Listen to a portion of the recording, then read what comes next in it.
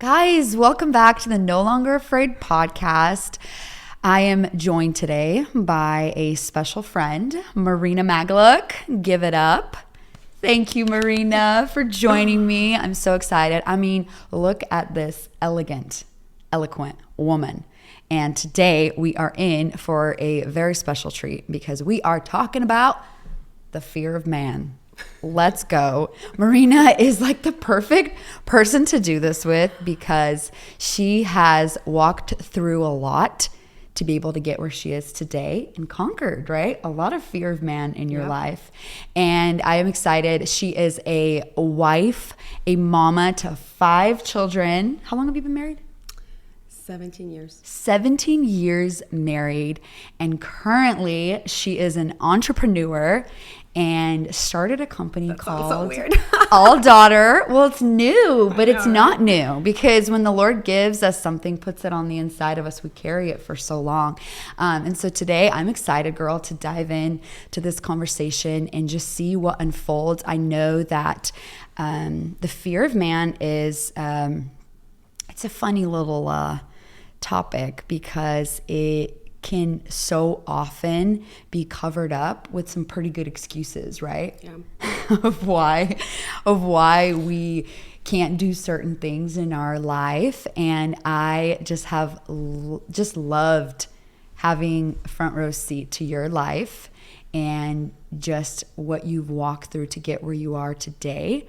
I want to start with kind of your first, let's say your first kind of Instagram influence journey, because it didn't necessarily begin with you just sharing about the Lord on Instagram. No. Why did you become passionate about being an influencer online? I used to hate when people called in influencer or blogger. You know what? We're going to redeem that, girl. Because I'm like, I don't blog. I don't write anything. I'm not a writer. But it was back in 2017 when the Lord radically came into my life and my husband's life, and our marriage was transformed. Wow. And I woke up one morning and I remember, like, I don't know if you ever had those times where you like wake up in the morning and you're just, I don't know, like something came over you. You're just so happy. And wow. And I remember I got on Instagram and I was like, guys, I'm going live at 12. I'm going to share a testimony. Brave. And then an hour passed by and I'm like, oh my gosh, what did I do? Wow.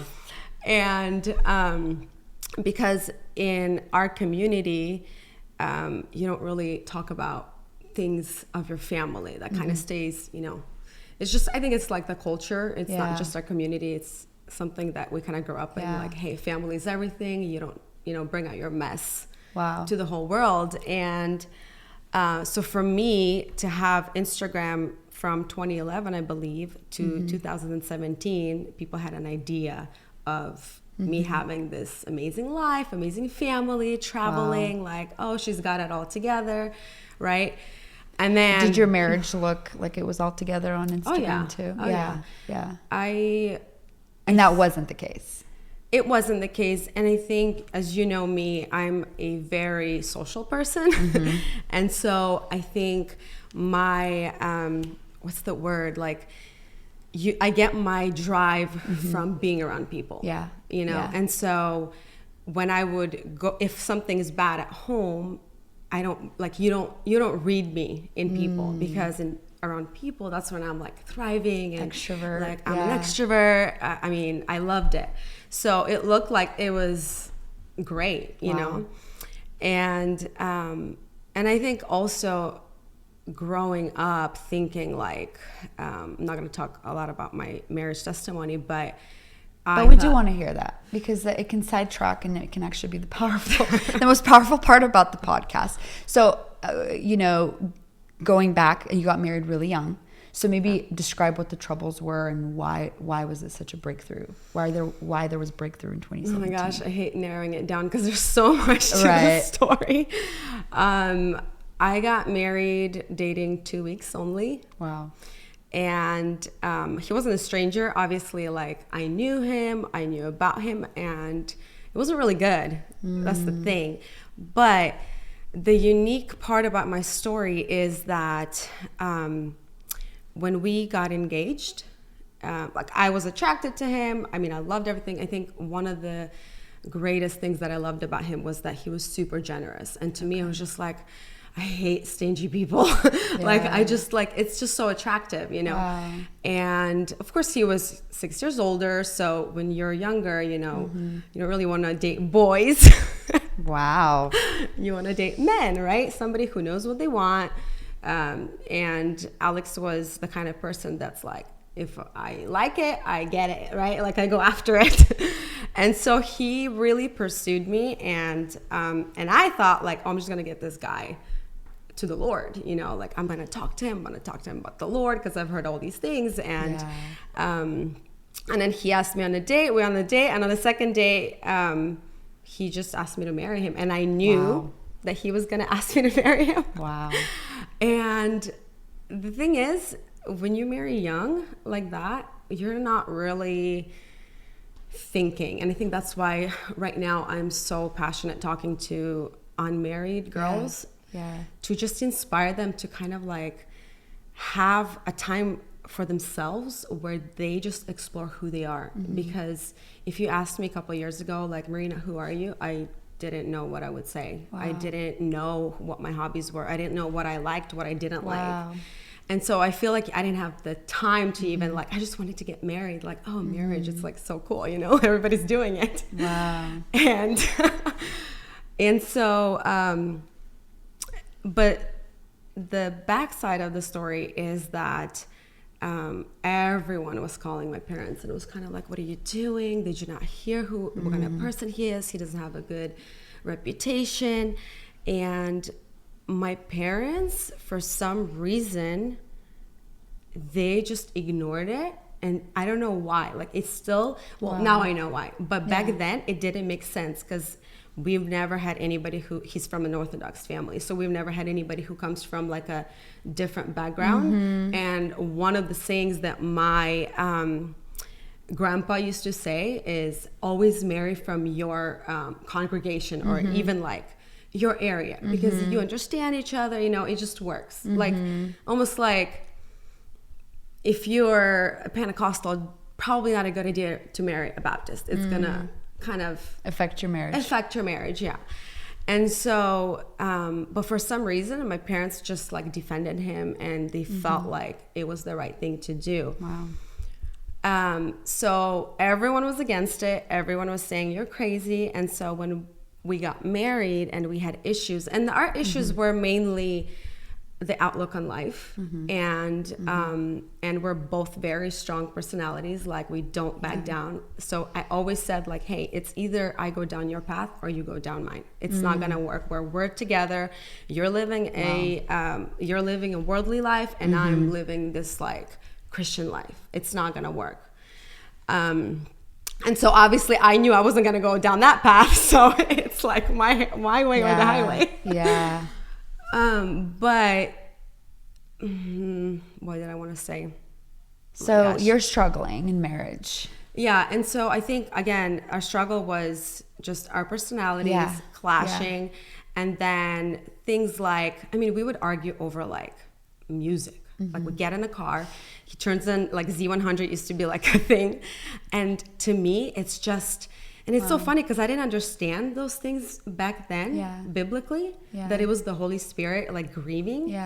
I just thought like, I'm this holy person, right? Like, I don't like this music. It's just making me feel very like dirty and yucky.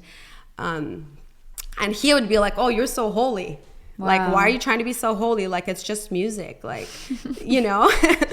And so our struggle was that like we would just clash. He's trying to say like, stop trying to change me. And I'm like, but Lord, like, you see my good intentions. Like, I want good for you. Like, how do you not see that? Like, I literally want you to have the best life, and you feel like I'm your enemy. And so my whole life I was fighting him, and nobody could give me an advice. I was being such an open person. I might have been hiding the issues, but I wasn't, I was very open to advice. Like, hey, what do I do? And I've tried it all. So what happened in 2017?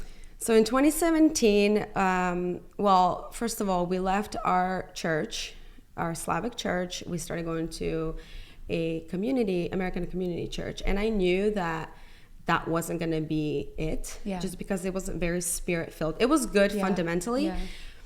And I remember, being in the more conservative church, you kind of always heard about you don't really, like the charismatics, they dance, they're like crazy, like you don't really engage with them. And so I heard about Church of Truth, all the time, and that like people wore pants there. And the thing is that I actually didn't grow up, I don't know, a lot of people I think don't know this, but I actually didn't grow up super conservative. Okay. I grew up on... Just for context, pants in the Slavic churches are not allowed for women. Yeah. No. Just in case anybody's confused by that. Yeah. I'm going to take a sip. Go for it. I grew up on the border of Czechoslovakia. So we would go to church on a Saturday. So people kind of thought we were Seventh-day Adventists, but we weren't. Mm-hmm. But like we didn't wear head coverings when we were in youth. We wore actually pants to youth. I wore jewelry. My mom wore jewelry. My dad would gift us. Like we didn't have any of those like restrictions. Mm-hmm. We might have had the conservative teaching, maybe some of the like biblical outlook, but the way you look, all these rules that I only found out about when I moved to America and go to a Slavic church. I remember when I came to America, people looked at me like, what is going on in the world? Like this family came and like wearing jewelry and, dye their hair and all this stuff. And they, so for me, I was like, what is this? So I think my outbringing was very amazing. I didn't grow up like in a toxic or super strict family, but my main years of 13 and up, formation years where you're really starting to learn who the Holy Spirit is, why do I even believe what I believe, was here. And so when I moved to the American church, I remember I watched Church of Truth and I was like, man, I just want to go one time. Like, and the thing is that like, it was the Lord just like pulled, like everything, every step of the way of my life, it was literally the Lord. And I didn't know it. Although like, I love the Lord. I grew up in a Christian home. I grew up with like, my grandpa was a minister, like, I mean, down the line, And Alex was out of town one time, and I was like telling him, let's go. He's like, no, babe, like we're good. Like, I mean, the church that we were at, it was like so different from our last church. Like, how can it get better? And I remember I went one time on Sunday, and I was like, I'm just gonna go and like in and out, And I went, and it was such a powerful service. I don't remember. I think at that moment, I don't remember when I felt the Lord in such an intense way. And I've had many encounters when I was little. And it was just like, when you're thirsty in a desert, like drinking this like water and you're like, oh my gosh, this is what I miss. This is what I want. And I started telling Alex all about it. And he's like, all right, let's go next. So next Sunday we go, and he has the same experience. Wow. And that's always amazing. Yes. But since we're talking about my marriage testimony, one of the craziest thing is that our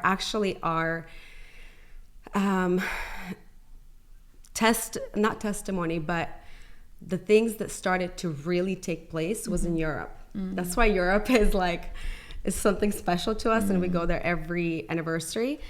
So in 2017, before what I just shared, I started really just having, like, I just opened the Bible, honestly. Because before I never read the Bible. I opened the Bible and like I started like learning all these things. I remember I listened to Vlatsavchuk, and he talked about the Holy Spirit, and I just like had this encounter in the car and was just starting to learn a lot about my identity that I didn't know. Because again, I was a Christian, but I didn't know who I actually was. And in Europe, we were standing on London Bridge. And at that time, I'm like super zealous, talking about Nathan Morris, one of my favorite evangelists. And I was like showing Alex, I was like, right there, like there's this testimony, like he used to like preach right there. And Alex just looked so out of it, so bored. And I don't know what came over me, because all these years I was very like good at know which button to push and when to stop. And I just lost it. I was like, you don't care about my like what I like. I don't like what you like. Like we're so different. Like we should just like, this is over. And this is in the beginning of a trip. And this is like a lifetime trip for him, because we were doing the rally with the sports car. So I was about to ruin it all for him. Wow. And I was like, you know what? It's over. Like we're done. Why are we doing this to ourselves? Like this is not a marriage. This is a cage. Like we're both suffering. Wow. And he was just like, what? I didn't get married to divorce. I'm like, well, I didn't either, but this is it. Like it's done. And we didn't talk for 2 days. And every time he tried to talk, I was just like, nope. And it was not like me. Wow. It was not like me. And so we had a conversation after 2 days. He's like, all right, I'm ready to listen to you. And I think that's what I wanted the most. I was like, just listen. He's like, what do you want? And I'm like, I just want you to listen. Wow. Like, can you just listen and be interested? And so we kind of like made a promise to each other that we're going to try our hardest. And so that vacation would go well. Yeah. And something really crazy happened. It started going so well that it was very new to me. I'm like, oh my gosh, we haven't argued or bickered in like the whole day. And on the third day, I remember Alex fell asleep and I'm sitting, and this, I'm going to try not to even cry, but like this literally fear entered the room. And I'm going to really try not to cry. You can cry.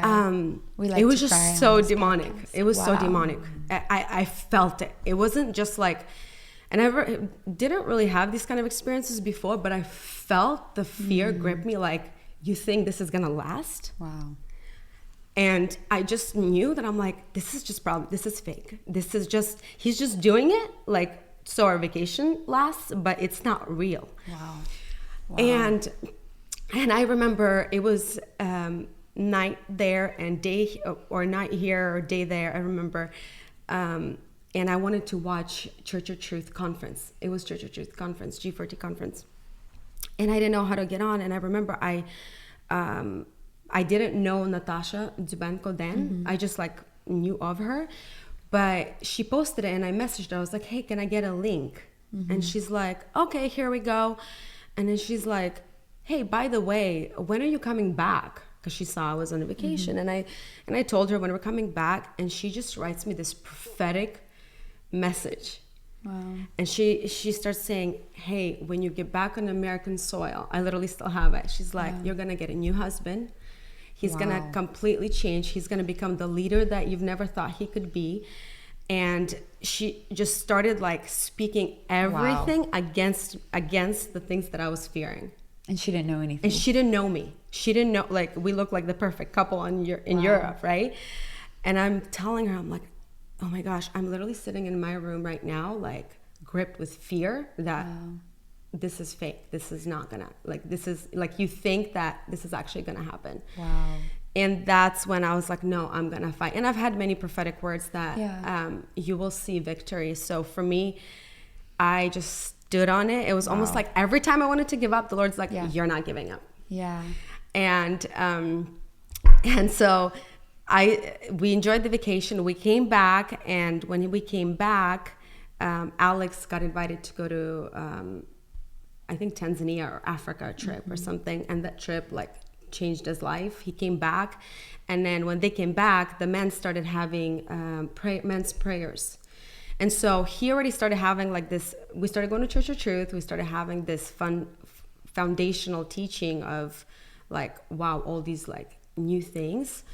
And I remember Alex was like, I get it all. Like, I gave my life to the Lord, but I I don't get it. Why do you guys like cry and like scream? And like, it would annoy him. And he didn't understand like why. He's like, the Lord can hear you. Like, why do you have to scream and pray in tongues? So, I'm like, you don't get it. Like, it's just, and so I started to pray like, Lord, just like baptize him in this fire. Like, just, I can't do it, What a prayer for your husband. Baptize him in fire. And he goes to prayer. And I remember I was sleeping. He comes back at like 2 o'clock in the morning and he goes, babe, I felt it. I know why you guys cry.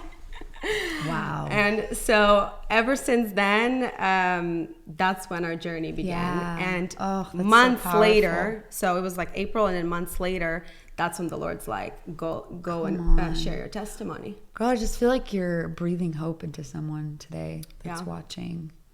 And it was 11 years, guys. Wow. Wow. Thank you, Jesus. Yeah. There is hope for your marriage, my friends. If you are out there watching and you've lost hope, stopped believing, or gave up even inside. I know women that give up internally. They're still in the marriage because they don't want a divorce. Yeah. But they've given up. And so we just speak hope to you right now in Jesus' name. Thank you so much, Marina. That was powerful. And the thing, I think one of the, like, if you would ask me what is the one key that got you there, was taking all the eyes off of how great I am. Wow. Because that was the Lord told me. He's like, do you think you're better than him? And I remember I wanted to answer so quickly, yes, because like, well, I don't curse. I don't do this. I don't do this. I go to church. I'm this. And before I could answer it, I felt convicted. And I'm like, I'm not better than him at all. It just looks different. Yes. And that's when I came up to Alex, and it was really hard. Let's like, go. I mean, I didn't even know I had so much pride. I was like, how am I supposed to come up? Like, for all these years, I've been like chastising him about how like bad he is. Oh my gosh. And he probably doesn't even remember this, but I remember I came to him and I was like, I was wrong. Wow. Like, I really didn't represent Jesus to you. Wow. Like, it was just very legal, like all legalism. Wow. And so the Lord began to break off all those things off of me and fill me. And it was funny because it was at the same time. Yeah. Like, we were growing up at the same time.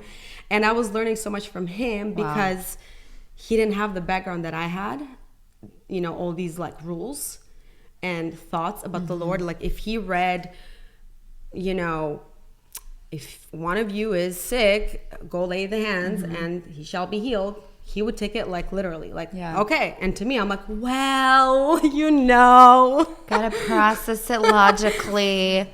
So good, Marina. I want to kind of fast forward a little bit to your journey. I told you it's long. No, I think it was the Lord. I think someone needed to hear that because there is so much power in a testimony. I mean, faith gets infused into us and we overcome by the word of our testimony. And so I just even know that there are people watching because, I think a lot of people have heard your story, but a lot of people haven't. Yeah. So we're sharing it with the people that are in the fight maybe right now. But I want to kind of even touch on, so 2017, you start posting things, you start coming out with your faith, right? On Instagram. And I didn't think I was going to do that. Yeah. I didn't plan. Sharing things. I think it's so powerful, but also you were met with a crippling fear. Tell us about that. Tell us what it was like to experience the fear of man and what happened in that journey. Oh my gosh. I actually didn't know I had a fear of men. Wow. Because I'm so like social, and I kind of always grew up like very sure of myself. I never really had like self-esteem issues or anything like that. So I thought like, I didn't really have any of that. But when I started posting, when I went on live, and I woke up the next morning with 700 plus messages from women who were also Slavic, who also were living in the same basically lie that I was living in and thinking it's over for them and covering it up, I think. And because literally when I went live after, there were so many attacks that many don't know. Like people were calling my husband and like, what are you doing? Wow. Like what, you guys were going to get a divorce? Like we didn't know it was bad and it was that bad, you know? And, you know, like when you're sharing a testimony, maybe some things like I said, you know, people have their own perception. And so sometimes they grab on words and twist it and whatever. But for me, it was bad. And it wasn't that like I was being abused or he was cheating or something like that. It wasn't that. It was just when you're living in darkness and you're living in that like depression, you're not living. So for you, everything is just horrible. And I started just talking to women, just replying and just sharing what like worked for me and just encouraging and praying. And that's it. I didn't think anything of it. And for me, I just prayed because I wanted to be happy, right? Like I didn't think that the Lord had something else for me. Yeah. And it was one of those reasons. Now I understand why he wanted me to go live, you know, because I had to okay it with him. And that's what was really surprising. Like Alex is not the type of person to like shout it to the world. Like let's just keep stuff to ourselves, like it's our family. So when he was like, yeah, do it if the Lord told you, I was like, because this is like about me, about you, you know. And so I started just counseling women, started talking to women, and then little by little I just started sharing things that I was learning. And again, I was listening to all these preachers, I was reading the word, and it was like jumping at me. I'm like, oh my gosh, like, and I would share, like, and I think that I'm the kind of processor that I'm like, I find out something, I'm like calling my mom. Sharing the good news with everyone. Literally, I hide because my husband's always like, why do you always have to call your mom? I'm like, I don't know, I just like, I can't keep it inside, I just need to say it. I'm like, Mom. So I would just share what I would learn, and people would just respond because I think the majority of my followers were people in the Slavic conservative community. And so to people, it was like, whoa, like we've never heard that kind of sermon. We've never heard that. And I'm the type of person, like if I find something I want to share, like I want to tell the whole world, you know? And that's how it began, and it was like that for a couple months, and then I just like, I don't remember exactly when it happened, but I just remember having this idea of opening up a small group because I've heard that charismatics have small groups. And I think it's more than charismatics. It is, because I grew up with, we call them yacheki, but so I remember I was like, why don't I open up a small group for women who have babies, kids, and they just want community. They don't want to go out to coffee and gossip, or talk about, you know, or pretend that everything is great, but somewhere where you can feel safe, in a circle, and we can just encourage one another. And so I remember I had that idea, and all of a sudden I'm like, oh my gosh, no, that's great, but not yet. Like, I need to learn the word. I just started myself, you know, I can't, like, that's a huge responsibility. And I think that's where the fear started, is that this is too much for me. And I shared it with my sister-in-law, and she was like, so when are you doing it? And I'm like, well, probably like in like 2 months. She's like, well, if you're not starting, I'm starting it. I'm like, okay, I guess next week. And I literally posted on my Instagram, thinking like, who the heck is even gonna come? Or if they come, it's probably to just like, okay, let's see what Marina's trying to be or trying to do there. And 40 girls showed up. And I could not come downstairs. You don't want to be called an influencer. Well, I guess I like influencer more than vlogger, because I'm like, I don't have a vlog. But I could not come 40 downstairs. Hungry girls. Like, what am I supposed to tell them? Like, hey, then what? You gather. And you don't so know I'm really what to good do at gathering, but then I'm like, and I think that's why it was so amazing, because I didn't know what I was doing. Yeah, you were completely dependent on him. So good. And so then Clarita came also, and Leanna, and they were just like, I want to be part of this. And I was like, oh my gosh, Lord, like you're so cool. You have me with a marriage testimony. Liana had her own testimony. Clarita just gotten married. So she had like, she could speak into those girls. And then my sister Luba had her own like family testimony. And so to me, I was just like, this is so cool. And then you know, I explained to Liana what this was all about, and she was like, oh my gosh, let's name it Safe Haven. And I was like, that's a perfect name. Wow. And that's how Safe Haven was born. And for 2 years, we had, I mean, it was like the Lord just like, he likes to do this to me. Takes me and just like throws me in. So would you say that you were combating the fear of man in the midst of that? Because I remember you every single reaching Thursday. out. I'm struggling. I have a fear of man. I can't like speak. I don't ago know. too? I mean, before this podcast, you were just like, my biggest fear is doing this right now. When you asked me, I was kind of like, this is supposed to be a testimony that you overcame. I haven't really yet overcome. Maybe you know should. What? It's the year of no longer afraid. I'm with you in the same boat, because I feel like there is this invitation whenever we reach a place where we have conquered a fear in our life, or even the fear of man, there's always another layer. And I was talking to my friend Shay about this yesterday, just this idea of how we are always going to need boldness. That is the one prayer that Paul is always asking the church to pray for him for.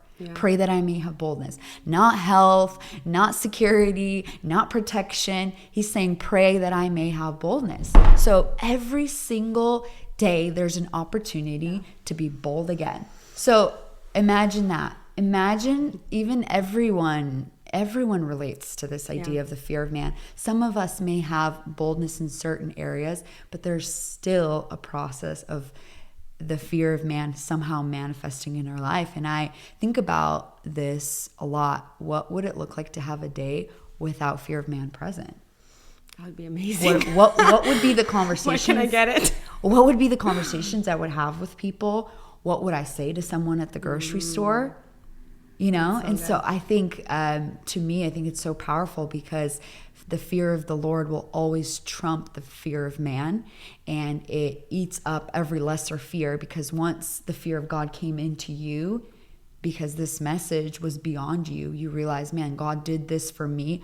God did this for me. I didn't do this for myself. Now I get to go share it with the world, because this is what the Lord did. Yeah. Right? So I think it's so amazing. I'm so proud of you for stepping out and actually doing something about it, because I think so many people experience breakthrough, but they don't do anything. And so they can't continue to grow in more breakthroughs, because if we're not stewarding the breakthrough that God has done now, how is God gonna, pour more in when we just become this Dead Sea where we always want to receive, we always want to get the prophetic word. We love them prophetic words. Yes, and now we're here like, I don't need any more prophetic words. I have enough to obey and run with. Just kidding. I love being encouraged.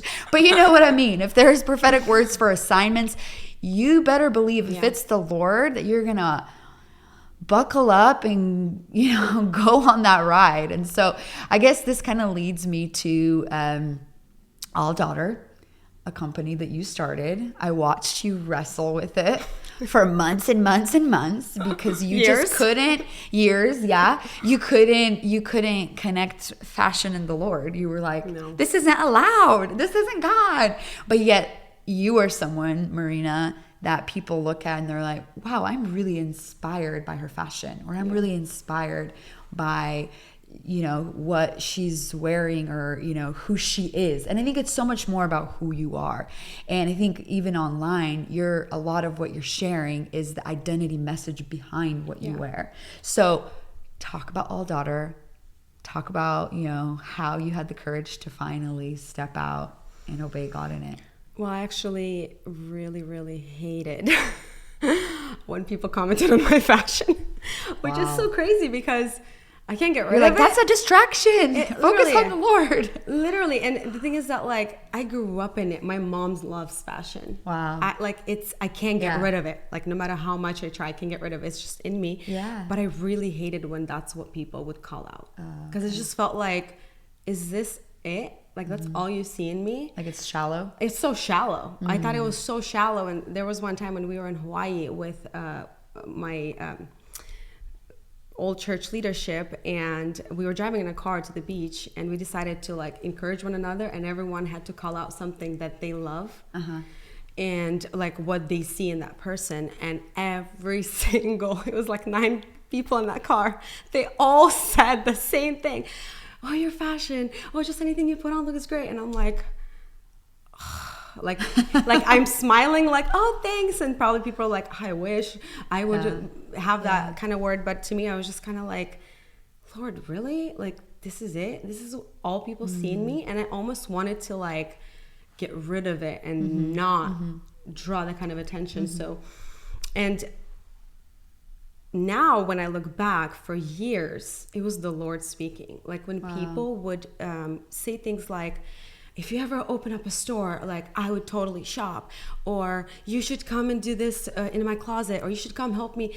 To me, it was just like whatever. But now I'm like, that was the Lord speaking this whole time. Because you know, a lot of the times when they say, sometimes people can see more from the outside. They can call out your gift. But me, I was like, that's not really a gift. It's so natural. So I was like, well, I can sing. I sang my whole life. But, you know, so I tried to find a gift that was like biblically in tune somehow. And try to get in the fivefold. I really did. Wow. I really did. And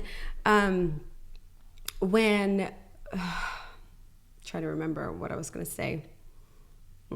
All daughter. How was it birthed? When hold on, let me go back to to the beginning, where actually I really wanted to not skip this part and try to remember it. It was you who gave me that prophetic word. One of the prophetic words. Do tell. But maybe you remember this. We were in my uncle's church. It was some women's gathering. And I remember towards the end, you came and you started praying for me. And then I made you write it down. So I actually have it in my notes even.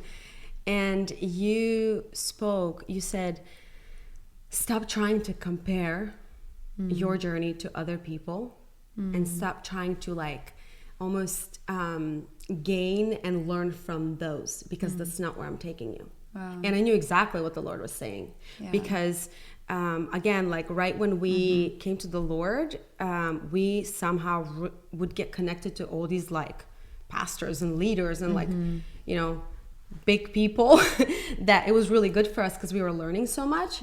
But I think because I was so young in the faith, I just felt super challenged, which it was good. But then like this comparison started happening where I'm like, I'm not 100%. Like that. But I want to be like that. It wasn't like a shady type, I want to be like that. It was just like really, really want to like grow in that, you know? And the whole time between going live, I was convinced that this is what the Lord's calling me to do, serve women. And my way of serving women was in a small group. Instagram small group, like this is what it looks like. You know, and the Lord was like, no. There's more, Marina. And so, and that word that you gave me was literally, it's not gonna look like what you think. And you don't really have anyone to look up to because it's something very new, at least in my circle. And so I was like, what could it be, Lord? Like, what's new? Like, that just sounds so like weird, you know? And I'm like, the Bible says there's nothing new under the sun, you know? Like, so what am I supposed to? So then, and this is where I think it's so hard for so many people, because then you start to try to make that word come to pass. And you like, you know, I would get so frustrated because I'm like, what is it? Trying to find it, trying to produce it, you know? And I would get so, frustrated.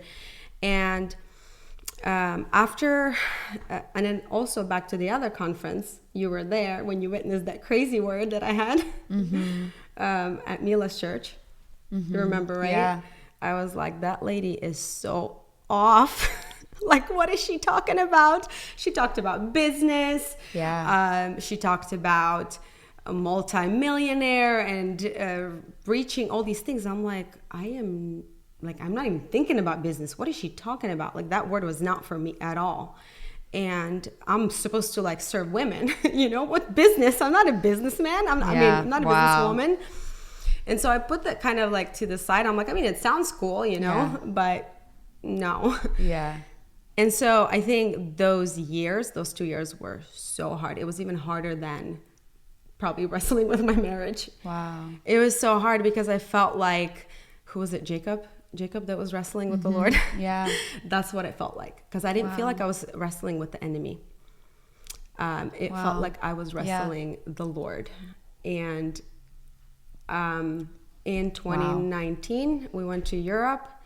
I got super inspired. I was like, oh my gosh, like, this is so cool. All right. Like, I love fashion. I love all of this. Yeah. I came home and I was like, all right, I'm going to do this. And I'm like, Lord, but if I'm going to do this, will you confirm, like really confirm? And I think one of the biggest fears for me, if you would ask me, is I wasn't afraid to start a business or have it fail or any of the like practical stuff. Yeah. I was afraid that I wasn't doing what the Lord told me to do. Wow. I was afraid to waste my time doing something that, first of all, it makes zero sense to me, because I'm like, how am I supposed to serve women through fashion? And were you afraid of what people would say? No, not really, because I think that's just like my personality. I care what people say, the ones that I honor. People who don't know me, it doesn't really bother me. But I was just really afraid that I was not going to do what the Lord is asking me to do. Like, was it really the Lord? Like, was it really, Lord, this is exactly what you want me to do? Can you give me the plan? Like, what is that going to look like? Yeah. And when he confirmed at Kingdom Domain, I remember driving home, and I was just the whole way home, like, it was just this download it was almost like he was giving me glimpses of where it's going to go. And it wasn't much about what I was doing. It's what's going to come out of it. The platform that he's going to give me. Come on. Just to be Jesus. And I think the part from like the legal things that I've learned from the church is like, how do I produce this? How do I bring Jesus to people? What does that look like? Instead of just being you and allowing God to bring those opportunities. And that was probably my biggest fear. Wow. And it was so bad that like I never knew I had such anger in me. Like, I would literally get angry in prayer. You know how you're supposed to come out all like sweet and nice and loving out of the prayer closet? I would come out angry. I'm like, Lord, I became more angry than when I went in there. Wow. So for a long time, I tried not to even touch it. Like, I started because like the adrenaline kicked in, and you're just like, yeah, I'm doing this, I'm doing this, I'm doing this. And then 6 months later, I just stopped. So it was actually this huge pause of like almost 8 months of me doing nothing. Yeah. And trying to find my purpose again. And again, it just would hit a lot of frustration. And I think the people that I would talk to, they would be like, well, your first ministry is to be a mom. And I'm like, okay. And then I would try that, and I'm like, nope. Like, I can't just be a mom. There's more. Yes, my first ministry is being a mom and a wife, but like, absolutely, like there's more. And I know it's within me, you know? And now that I look back, I felt like all that frustration and fear was getting out by me walking it out. Wow. It wasn't something that like gone. Yeah. And I'm still doing it right now, because even right now, sometimes I'll like sit at my desk and I'm like, are you sure this is what I'm supposed to be doing? Like, really? And then so like sometimes like I catch myself like, all right, I got to post something spiritual on Instagram today, because it's just been really, really like shallowy. Too much fashion. Too much fashion. Too much all-daughter fashion. And I'm like, but that's not me. I don't ever try to do something that I'm not feeling, because I know how that goes. Yeah. Like sometimes I'll post something totally like spelled wrong because I'm like super quick and like I'll get response, and then sometimes I'm like super like written down and like, oh, this is good, and like nothing. I'm like, Yeah. What's happening? There has to be something so holy, though, about every piece that you create, because I know that you're not just creating, you're co-creating with God. Yeah. Because if this was his idea, you are co-creating with him in this, which is very evident, at least for me. When I look at your pieces, I see a lot of intention. I see character. How is that? Like, how does that happen for you? How do you get inspired? What's your kind of process of creating? Well, one of the things that I started learning through all of this is that the way God created women to be, like, I think for such a long time, like, we've seen these like ups and downs in our generation where like first this is cool, now that is cool, and what I've realized is that God created women in such a way that is so beautiful and unique. And again, like, for me, I've always loved feminine pieces, and I think that's what God asked me to do. Like, it's like, just be who you are. Yeah. Just create. Don't create for people. Just be you. Because at first I was like, okay, well, what is in the trend? Like, what do people want to wear? You start going into the business side of it, where like, it needs to be practical. It needs to be this. What if I create this and like nobody really wears it? Because I know that right now the stuff that I'm creating and the trend right now, it's not it, and so for me, I'm like, who's gonna buy it? And the Lord was just like, just be who you are. Just create the pieces that you like, and let me worry about the rest. Let's go. And so for me, I get inspired again. Like, I wasn't born this artistic designer. Like, it's even weird for me to call myself a designer, honestly, because I'm like, that's a joke. Like, it's a joke.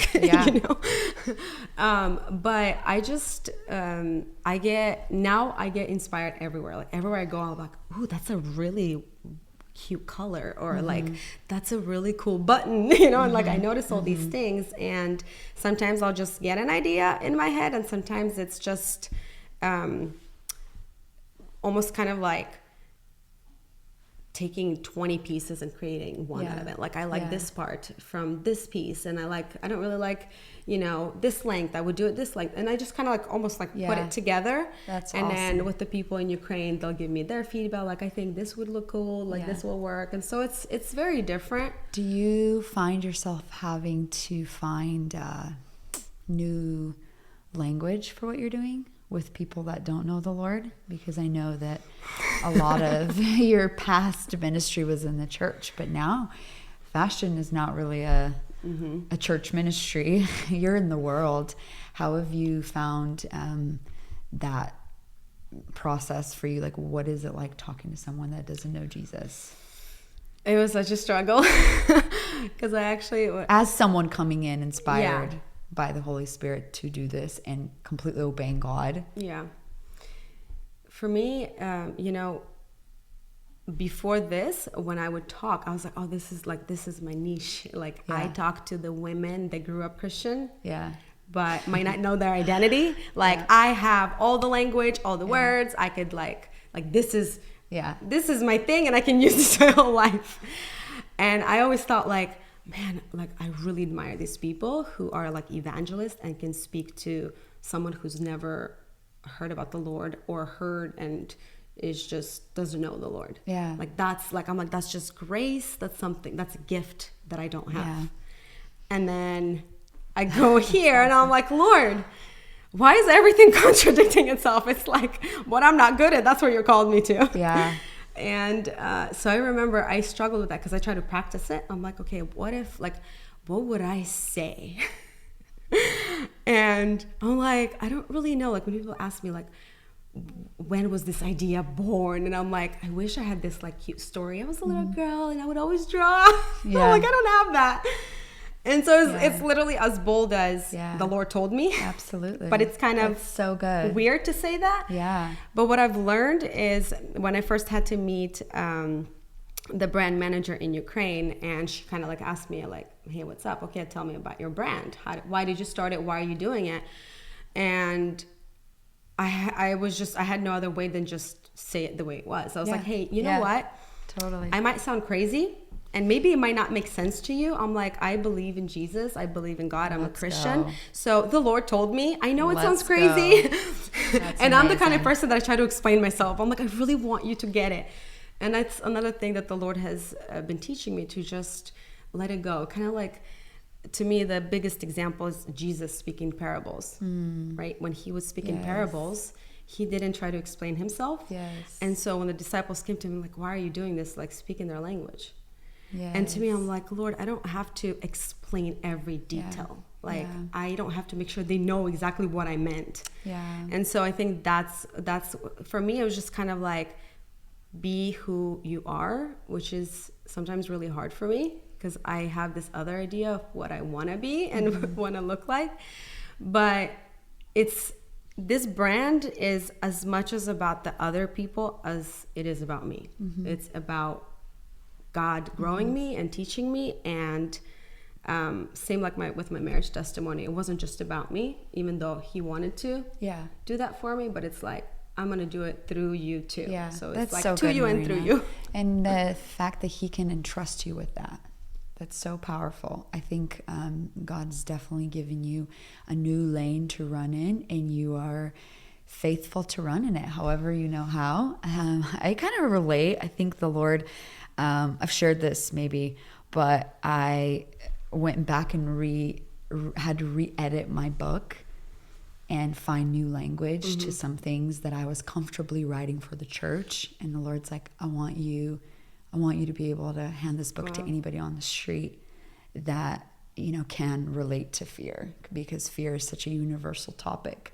And so I remember like, oh my gosh, how do I do that? But going back and wrestling with that and allowing the Lord to give me new language that I might not have, because sometimes we learn the comfortable language in the church, and we don't try to be Christianese, but we also can't relate to people that don't know our language, that don't necessarily understand what righteousness is, but we can explain it in a way where, a lot of it's through our story, through our testimony. I love that you said that about the parables, because I feel like in my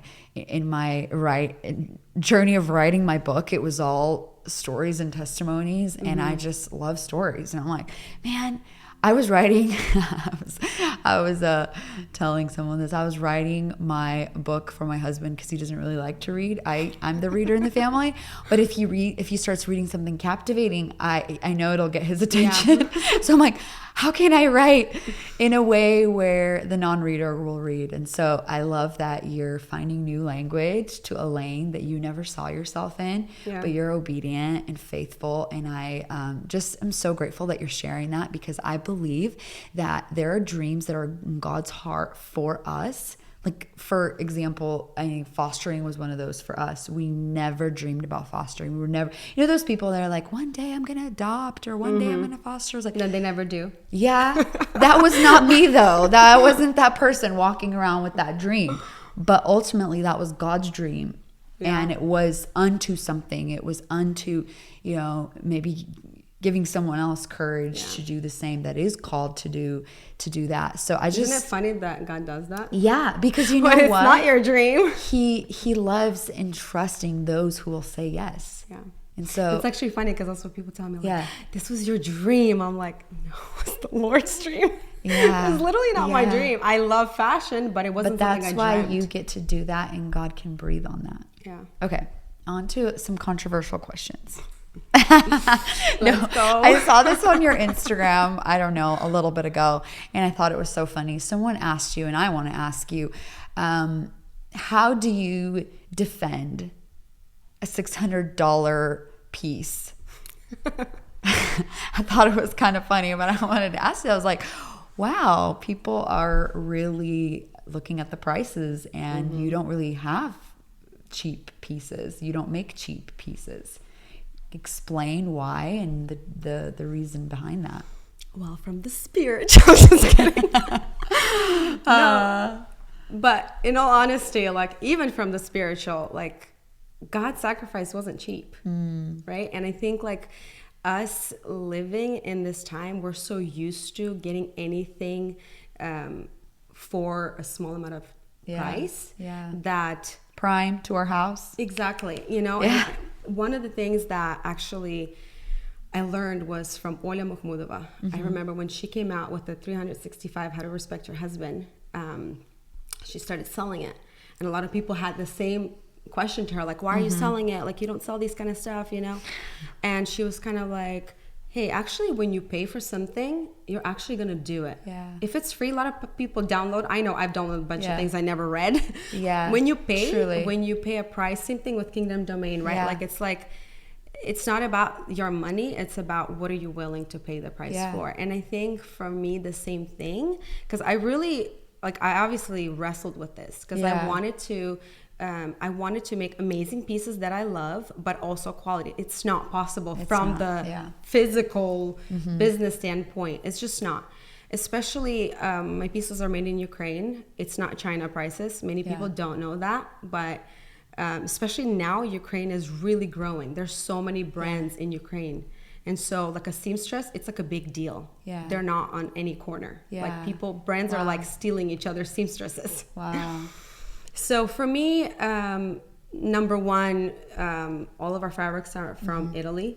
And I've shared it one time on my story, is that a lot of the fabrics that I have are actually the fabrics that people are willing to pay a lot of money for. Wow. So like Alexander McQueen or like Prada, like I actually bought some of their dead stock.